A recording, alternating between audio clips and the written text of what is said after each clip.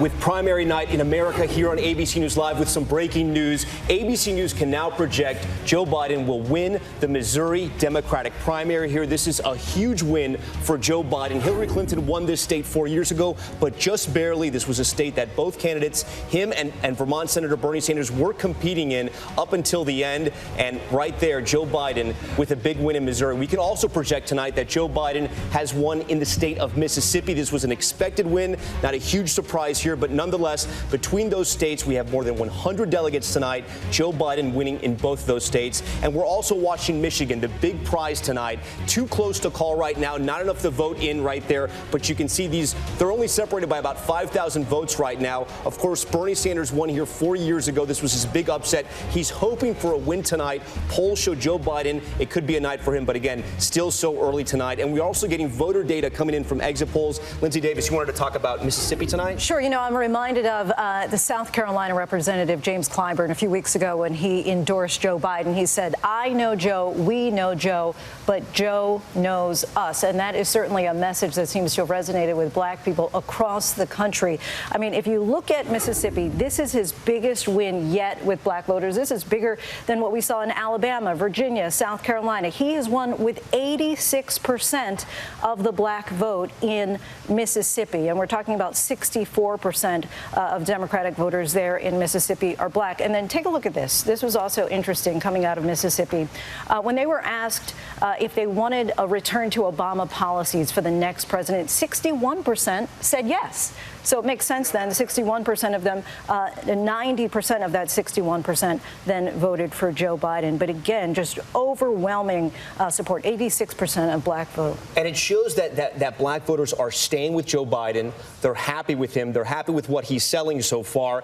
And Joe is building a coalition of the entire South. And I know we're just getting started tonight, but in a week we have Florida, which is attached to all these other states, and we have Louisiana down the road. But this is all a very good sign for Joe Biden as we head into the future of this campaign. Certainly a good sign. And people are thinking, many people are thinking this is going to be a third Obama term, right? And that's what they're basically signing up for and saying, yes, we want. And when you look at these states going forward, Sanders, they're not necessarily states that are either very supportive of him or very delegate rich. All right, Lindsay, with that, we want to go over to Nate Silver from our partners at 538. Nate, so we're calling Mississippi, we're calling Missouri, we're projecting those are wins for Joe Biden. Yeah. What does this tell you so far?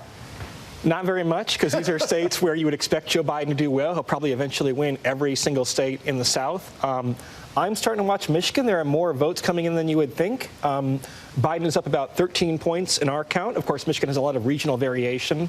But look, the thing about this is, let's say Bernie Sanders has a miraculous comeback in Michigan despite the early returns in the polls. If he wins Michigan by a point, and Biden wins Mississippi by 50 and Missouri by 20, then he's still going to wind up probably with more delegates on the evening. So this is partly about the moral victory now for Bernie, with Missouri, Mississippi being called early enough where we're going to probably assume a fairly big Biden delegate gain there. Talk to me about the path for people who've been watching the race, but they haven't been following it as closely as we have. Why does it get so hard for Bernie Sanders after Michigan if he doesn't win there?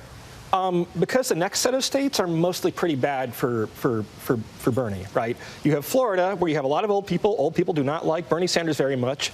200 and something delegates, and Biden's going to win a huge majority of delegates there. You have Georgia, which resembles South Carolina, the week after next, which is going to go very strongly in all probability for Joe Biden.